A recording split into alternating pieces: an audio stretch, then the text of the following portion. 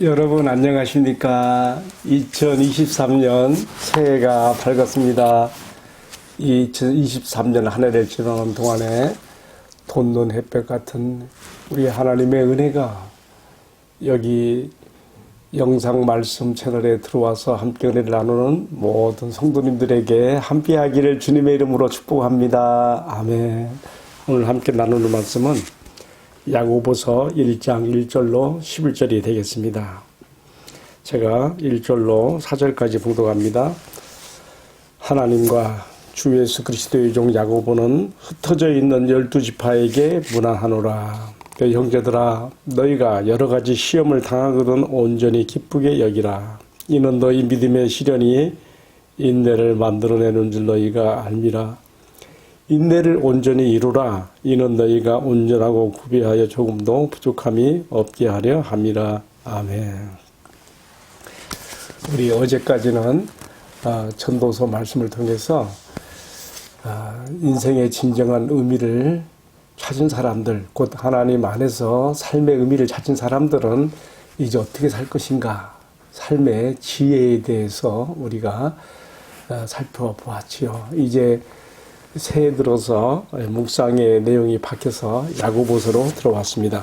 먼저 야고보서 들어가기 전에 야고보에 대한 이야기 잠시 해야 되겠어요. 야고보란 이름이 성경에 많이 나와요. 예수님 제자 가운데 야고보도 있지요.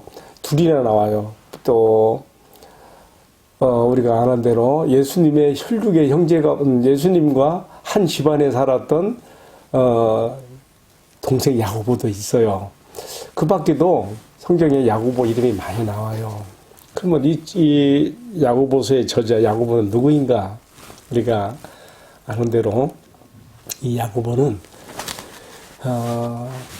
요셉과 마리아를 통해서 태어난 아들로, 물론 예수님만 통정녀 마리아의 몸에 성령으로 임신되어 탄생되었고요. 그 밖에 또 마리아가 이제 요셉과 정혼한 이후에 태어난 자녀들이 우리가 복음서에 보게 되면 적어도 6명 이상, 형제 자매들이 6명 이상이나 나와요.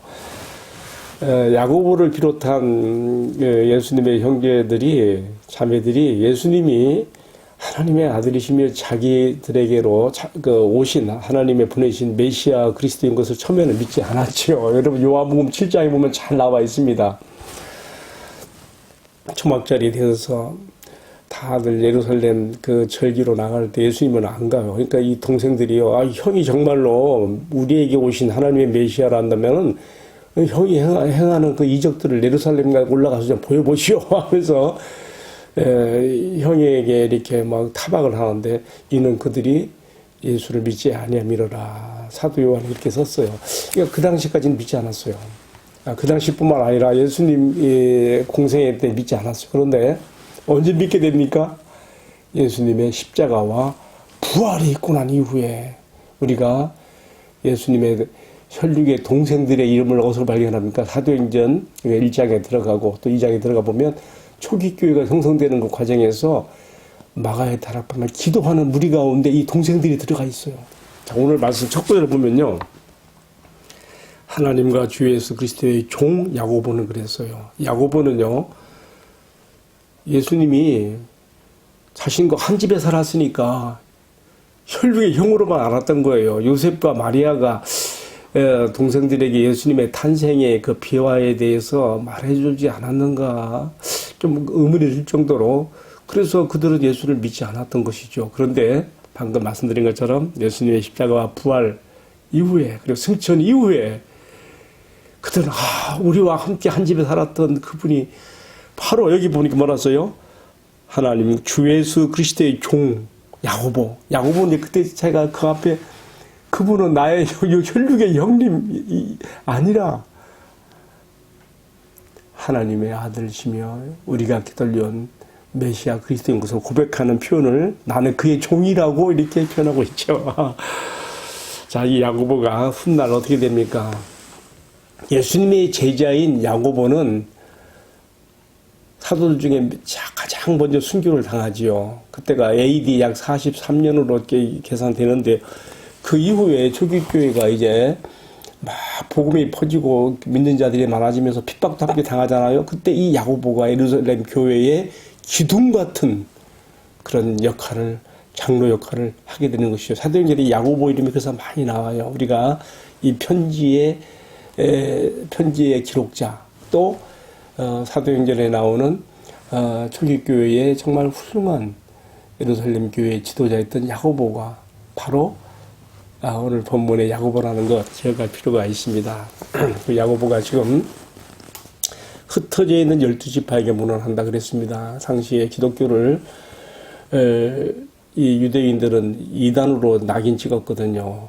예수를 믿는다고 하면 이단, 개수, 예수를 믿는 유대인 그리스도인들에 대해서 정죄하고 그들을 출교시키고 정상적인 경제활동과 사회활동에 참여하지 못하도록 했거든요. 그러니까 자연히 초기교회 성도들이 살 길을 찾아서 사방팔방으로 막 흩어져 나갔지요. 물론 현지인 그 예루살렘과 이스라엘 땅에 남아있는 유대인 크리스찬들도 있었습니다만은 흩어진 사람도 많았어요. 지금 야고보는 그들에게 이 편지를 써보내고 있는 것입니다. 오늘 말씀의 내용을 보면 크게 세 가지를 말하고 있어요. 첫 번째로는요, 1절부터 4절까지에서는 너희가 지금 시련을 당하고 있지만 이 시련이 너희에게 인내하게 하고 인내를 통하여 너희의 믿음이 온전하게 되진다고 하는 축복을 이야기하고 있습니다. 그래서 이 시련 당함을 기뻐하라. 그냥 시련이 아니다. 이것은 믿음의 시련이다. 하나님께 인정받는 믿음의 시련이다. 이걸 통해 너희들이 하나님 앞에 아름다운 신앙적으로 너희들이 변화되어지고 온전하게 세워지게 된다고 하는 그 얘기를 하고 있어요. 그 다음에 5절부터 8절까지에서는요. 너희가 이 시련을 통과할 때에 기도함으로 지혜를 얻어서 이 어려움을 잘 통과하여라. 또 그렇게 가르치고 있는 것입니다. 우리 앞선 그 묵상에서 전도서 함께 말씀 나누면서 위험한 일을 할 때요, 어려운 일을 하게 될 때 힘으로만 하면 안 된다 그랬어요. 지혜를 써서 해야 된다 그랬죠. 지금 야고보 사도가 초기교회 성도들에게 하나님 앞에 믿음으로 기도하여 지혜를 얻고 이 어려움들을 잘 쳐나가야 된다고 그렇게 가르쳐주고 있습니다. 마지막 세 번째로는요, 9절부터 11절까지 해서인데요, 아주 중요한 얘기였어요. 이제 예수를 믿는 너희들은 가난하거나 부자이거나 이런 것이 중요한 게 아니다. 너희들이 진정 자랑할 것은 그리스도의 십자가 외에는 결코 자랑할 것이 없다고 하는 바로 그 점을 강조하고 있어요. 그래서 부자는 낮은 형제는 자기의 높음을 자랑하고 부한 자는 자기 낮아짐을 자랑할지, 좀 아리수성한 구절인데요. 이건 뭡니까? 이제 성도에게 있어서, 예수를 나의 주로 믿은 성도에게 있어서는 세상의 부요함이나 가난함 그런 것이 절대 가치가 될 수 없다는 거예요. 진정 마땅히 자랑할 것이는데 그것은 우리 주님 예수 그리스도의 십자가와 또 그의 부활과 그로 인하여 내가 참 하나님의 자녀됨과 은혜와 축복들, 이런 것들이 자랑할 것이죠. 이것들이 영원하는 것이기 때문에 그렇습니다. 그래서 마지막 11절에서 뭐라 했습니까? 세상의 부요함에 대해서 자랑할 것이 없다고 하는 이유를 말하고 있어요. 해가 돋으면 뭐라고 했습니까? 뜨거운 바람이 불고 해가 돋으면 풀은 마르고 꽃은 시들어지게 되어 있다. 그 화려함도 아름다움도 다 쇠해지게 되어 있다. 세상의 부한 자들의 영광도 다 그와 같은 것이고 그렇게 쇠잔될 것이라 너희가 무엇으로 자랑해야 되겠느냐? 이렇게 지금 가르치는 것이죠. 여러분, 제가 지금 방금 사도 야고보를 통해서 주님께서 우리에게 주시는 말씀들 크게 세 가지로 생각을 해봤습니다. 첫 번째가 뭐 다 이거 설명하기는 그렇고, 첫 번째 주제로서 너희가 시험을 당하거든 너희가 기뻐하라. 왜냐하면 이 시험이 너희에게 인내를 이루게 하고 그 인내는 너희의 신앙 인격을 온전하게 만들어주기 때문이다. 이렇게 가르치는 것. 이 말씀 우리가 좀 깊이 생각해 볼 필요가 있습니다. 여러분, 보통 여기서 나오는 너희가 시험을 당하거든. 근데 이 시험에는요, 세 가지 종류가 있어요. 우리말에서는 그냥 시험 한 가지지만 영어로에서는요, 첫 번째로 테스트, 말 그대로 테스트예요. 성경에 보면 하나님께서 그 사람, 어떤 사람의 마음을 알아보시고자 시험하는 일이 있지요. 테스트. 통과해야 돼. 두 번째는요, 또 다르게 또 번역이 되는 게 시리언이에요. 시리언. 트라이얼. 영어로 말하면 트라이얼. 시련이죠. 이것도 시험에 속하죠. 세 번째는요, 자기의 욕심으로 인하여 발동될 수 있는 유혹으로서의 시험이에요. 템프테이션. 그래서 같은 이제 시험이라는 한 우리말 그 속에 영어로 하면 이렇게 테스트, 트라이얼, 템프테이션 이 세 개로 이렇게 나눠지는데요. 어쨌든 본문에서는요, 제가 보기에는요, 트라이얼, 시련이에요. 고난, 예수 믿는 것 때문에 당면하게 되는 여러 믿음의 시련들이, 고통들이 있다 이 말이죠. 자, 어떻게 이것을 받아들여야 될 것인가? 사도는 뜻밖에도 우리에게 뭐라 합니까? 기쁘게 여기라, 기쁘게 여기라. 여러분, 근데 그냥 기쁘게 여기는 게 아니에요. 온전히 기쁘게 여기라. 할렐루야. 우리는 나에게 예수 믿는 것 때문에 어떤 고통과 시련이 오면 이것 때문에 원망할 수 있고 불평할 수 있고 우울할 수가 있고, 그런데 사도는 정반대로 얘기합니다. 온전히 기쁘게 여겨라. 할렐루야. 여러분, 우리가 이렇게 되는 신앙까지 나갈 수 있기를 기원합니다. 왜냐면요, 이 시련 속에서 성도는 인내를 가지게 되며, 그리고 그 인내는 그 성도를 온전한 신앙인격으로 만들어주기 때문입니다. 여러분, 우리 신앙의 인격의 온전함이라는 것이 그냥 만들어지는 게 아니에요. 정말 주님께서 나를 그리스도의 형상을 닮은, 자기 아들 예수 그리스도의 형상을 닮은 온전한 그런 신앙의 인품으로, 인격으로 우리를 사용하기 원하시고 만드시기 원하시는데요, 이게 그냥 되는 게 아니란 말이에요. 주님께서 시련 가운데서 우리를 빚으시고 우리를 매만지시며 그가 원하신 사람으로를 만드시기 때문에 우리가 이런 믿음의 시련이 올 때에 당황하지 아니하고 슬퍼하지 아니하고 괴로워하지 아니하고 도리어 기쁨으로 받을 수 있는 이유가 되는 것입니다. 여러분, 우리가 보통 예수님을 노래할 때에 가시 속의 백합화, 우리 예수님을 많이 이야기합니다. 왜 같은 백합화인데 왜 이 백합화가 그렇게 고귀하고 아름답습니까? 가시 속의 백합화거든요. 그냥 꽃동산 쪽에 백합화라 그러면 별로 의미가 안 다를 거예요. 그러나 가시 속의 백합화. 오늘 우리 그리스도인들이 믿음을 가진 것 때문에 세상에서 이 믿음을 지키느라고 살아가는 것이 마치 가시 속의 백합화처럼 우리가 이렇게 시련 속에 피어날 수가 있습니다. 그러나 그때에 그것 때문에 더욱 우리가 고결하여지고 주님이 원하시는 아름다운 신앙으로 화하며 우리 신앙인격이 만들어진다는 것을 꼭 기억하시기를 바랍니다. 사람들이 모두가 다 온전해지기를 바랍니다. 그러나 그런 것들은 거저 오는 것이 아닙니다. 이러한 트라이얼, 시련 가운데 빚어지고 만들어지며 꽃피워지는 신앙인격의 온전함이라는 것을 꼭 기억할 수 있기 바랍니다. 그리고 이런 시험과 어려움이 올 때에 꼭 기도함으로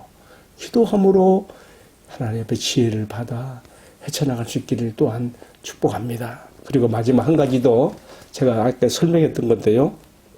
우리는 세상 사람들의 절대 가치관이 되어 있는 부자, 가난함, 돈이 많음, 돈이 없음, 그런 것 때문에 좌우되는 그런 성도가 돼서는 안 되겠습니다. 오늘 사도는 강력하게 우리에게 얘기합니다. 우리의 자랑할 것은 사도 바울의 고백처럼 갈라디아 6장 14절에 그랬죠. 이제 나의 오직 자랑은 그리스도의 십자가 외에는 결코 없나니 내가 그리스도를 말미암아 세상에 대하여 내가 못 박히고 또한 세상이 내게 대하여 그러하도다. 우리가 이러한 신앙의 자리까지 갈 수 있어야 돼요. 오직 나의 나된 것, 나의 자랑, 예수님의 십자가 외에는 결코 내세울 것이 없고 잘할 것이 없는 그러한 신앙의 온전한 자리까지 갈 수 있게 되기를 주님의 이름으로 축복합니다. 이제 오늘의 말씀을 마치면서 2023년 한 해를 시작합니다. 이 한 해를 살아가는 동안에 마땅히 하나님 앞에 진노와 형벌밖에 받을 것이 없는 죄악된 나는 예수 십자가에서 함께 죽어 없어지고 예수님 부활에 내가 함께 부활돼 예수 생명으로 내가 살아가는 가운데 나는 죽고 예수로 살아 예수 향기 날리며 가시 속의 백합화처럼 예수 향기 날리는 성도로서 이 한 해에도 주님께 영광을 돌리며 이러한 아름다운 신앙으로 표현하기 위해서 때로 나에게 시련이 올지라도 믿음과 기도로 지혜를 얻어 헤쳐나가며 나의 신앙이 주님 앞에 온전한 완성된 신앙의 모습으로 점점 자라갈 수 있기를 주님의 이름으로 축복합니다. 기도하겠습니다. 사랑하시는 주님, 새해 첫날의 말씀으로 우리가 시련 가운데서도 기뻐할 수 있는 것이 시련이 나에게 믿음을 인내를 갖게 하고 이 인내가 나를 온전한 신앙적으로 만든다는 것을 가르쳐 주셨습니다. 나를 온전케 하기 원하시는 주님, 더불어 나에게 필요해서 어떤 시련들을 허락할 때에 놀라거나 당황하지 않게 하시고 사도의 권면처럼 온전히 기쁘게 여기며 시련 가운데서 더욱 올곧은 믿음으로 굳게 서지고 주님 앞에 온전한 신앙적으로 세워져 가는 우리와 축복이 함께 하옵소서. 그리하여 나의 나됨은 오직 우리 주님의 십자가 은혜밖에 없음을 알고 오직 십자가로만 사랑하는 우리의 한 해가 되게 하시고 우리의 삶이 되도록 축복해 주옵소서. 이 묵상 채널에 들어와서 함께 말씀을 나누는 모든 성도들을 주님 긍휼히 여기시고 축복하시며 주님 앞에 아름다운 신앙의 인격들로 만들어주시는 이 한 해가 되게 하옵소서. 이 모든 말씀 존귀하신 우리 주님 예수 그리스도의 이름으로 기도 올리옵나이다. 아멘. 예, 마쳤습니다. 해피 뉴 이어. 올해 한 해도 하나님 충만한 은혜 가운데 밝고 힘차게 믿음으로 행복하게 살아가는 모든 분들 되시기를 축복합니다. 아멘.